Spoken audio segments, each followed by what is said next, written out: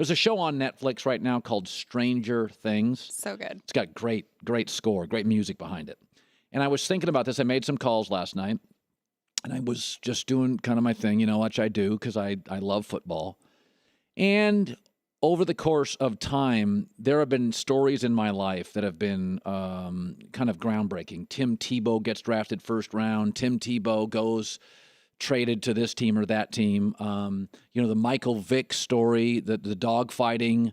There are times when a story sort of takes over my show for like 3 days. That's a good story. Sometimes 3 weeks, that's a massive story, usually controversy involved, or 3 years, that's Tim Tebow or LeBron not winning a title.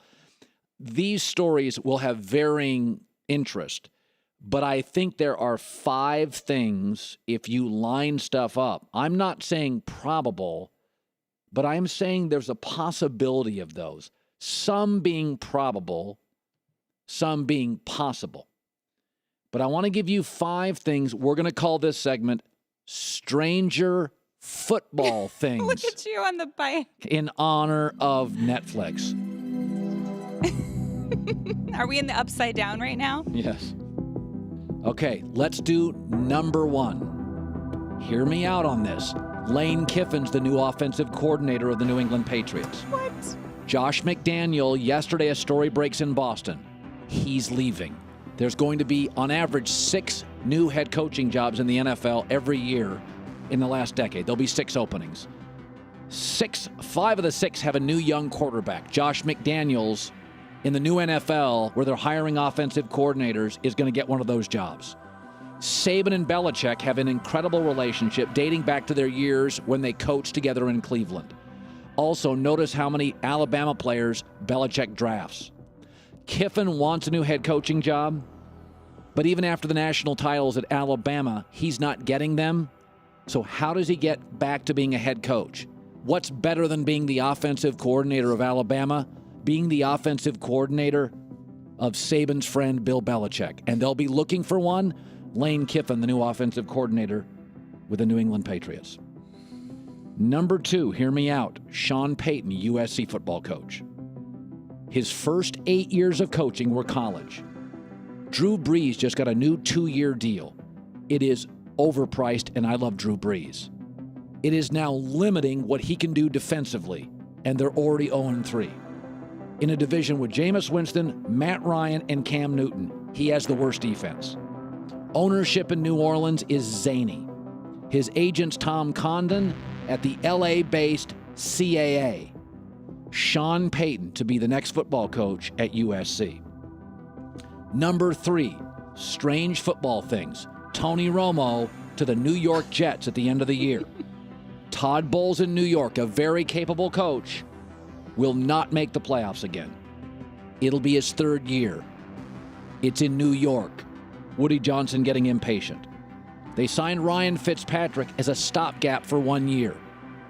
There are no great college quarterbacks available at where the draft or the Jets will be drafting. The Cowboys have moved on emotionally with Dak Prescott.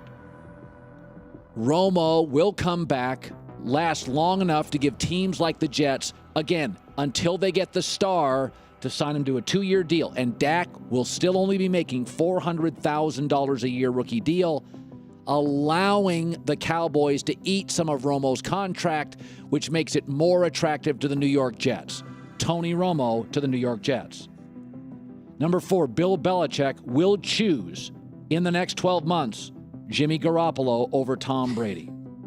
Here's something I was told yesterday for the second time, somebody close to Belichick. He is about economics, period.